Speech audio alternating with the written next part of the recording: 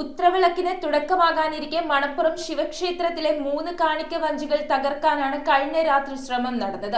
സംഭവ സ്ഥലത്ത് നിന്ന് പോലീസ് കണ്ടെടുത്ത ബൈക്ക് മോഷ്ടിച്ചതാണെന്ന് സ്ഥിരീകരിച്ചിട്ടുണ്ട്.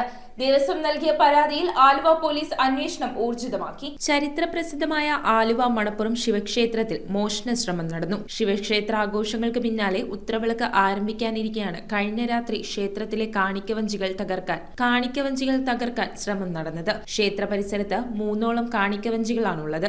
സംശയാസ്പദമായ സാഹചര്യത്തിൽ ക്ഷേത്ര പരിസരത്ത് ഒരാളെ കണ്ട സുരക്ഷാ ജീവനക്കാരൻ അടുത്തേക്ക് ചെന്നപ്പോഴേക്കും ഇയാൾ പുഴയിൽ ചാടി നീന്തി രക്ഷപ്പെടുകയായിരുന്നു. പ്രതികൾ സഞ്ചരിച്ചതെന്ന് സംശയിക്കുന്ന ഒരു ബൈക്ക് മണപ്പുറത്തിന് സമീപത്തു നിന്നും പോലീസ് കണ്ടെടുത്തു. തുടർന്ന് നടത്തിയ പരിശോധനയിൽ ഈ ബൈക്ക് മോഷ്ടിക്കപ്പെട്ടതാണെന്ന് സ്ഥിരീകരിച്ചിട്ടുണ്ട്. സംഭവത്തിൽ തിരുവിതാംകൂർ ദേവസ്വം ബോർഡ് അധികൃതർ നൽകിയ പരാതിയുടെ അടിസ്ഥാനത്തിൽ ആലുവ പോലീസ് അന്വേഷണം ആരംഭിച്ചു. News bureau, Aluva.